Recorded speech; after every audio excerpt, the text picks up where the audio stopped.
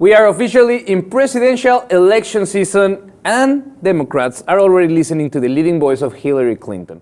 But for Republicans, things are not so clear. There are many more hopefuls on that side, and one of them is Marco Rubio, who seems like new blood for the GOP, but the reality is that his views have been falling flat with the two groups that the Republican Party needs the most if they want to win the election. I'm talking about Latinos and young voters, Nick. We are seeing the Republican candidate, young, seems to be new energy, but I want to share the three reasons why I think Rubio might have troubles in the future. And the first one is his stance on Cuba.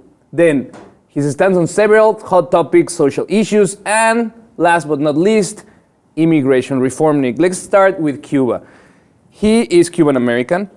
He is first generation born in the US, and he's been very vocal about not being happy about US getting closer to Cuba.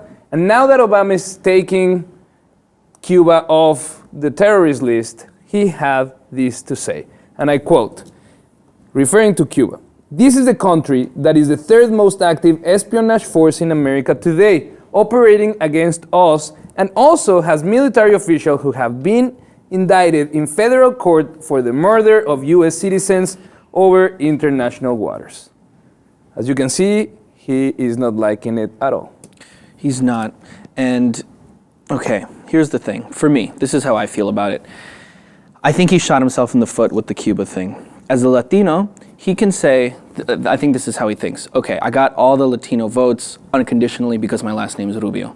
It's the white Republicans I need to work on, so I'm gonna throw out the word terrorist. I'm gonna shut down Obama's ideas about opening up to the world, because that's what Democrats like to do. They like to, as far as international relations go, at least, And I don't like it. I think he shot himself in the foot with the whole Cuba thing. I agree.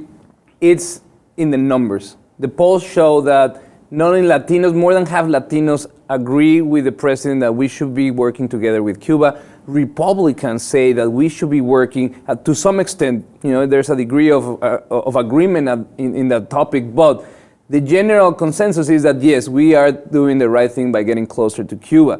Now, Cuba is one thing where he obviously has some issues with the Latino base. Let's talk about the second topic, social issues. He does not support federal legislation to support gay marriage.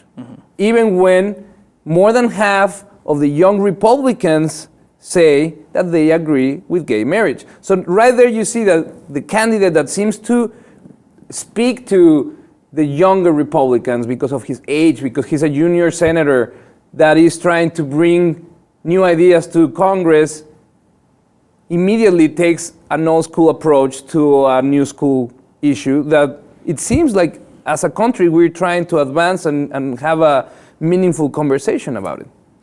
Yeah, he's been compared to Obama because he's young, he's a young guy, junior senator, whatever. But you know what? Obama had his whole thing based on change, radical ideas to Republicans, But again, that's just his way of thinking. That's that Republican way. That's why I don't think he's going to be successful, because he doesn't see that. He doesn't have that vision. I just. Not only that, let me tell you, he's one of the big opponents of Obamacare.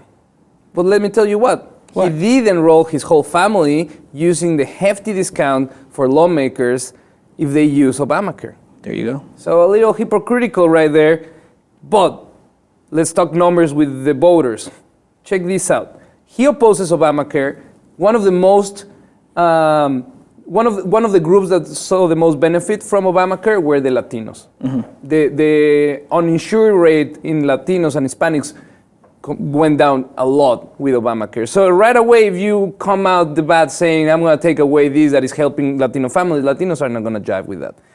And also, global warming. He's been really close to global warming denials, institutions and organizations, and it's proven in the polls that Latinos believe that global warming is a priority to deal with. So it seems like he's tending his bed and he's not going to have a very successful primary.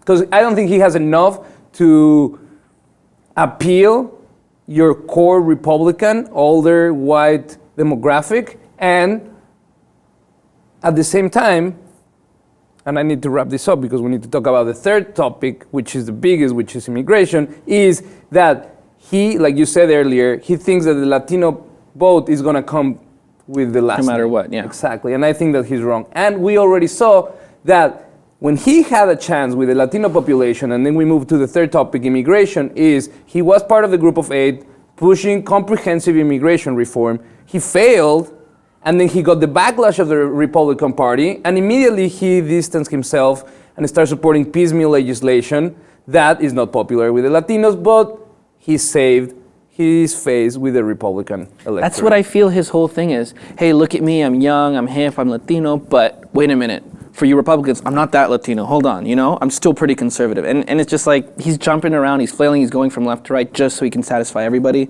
Not gonna work. You gotta stay true to your stuff, man. Let's see. What do you think? Do you think Marco Rubio has any chance to become the Republican presidential candidate?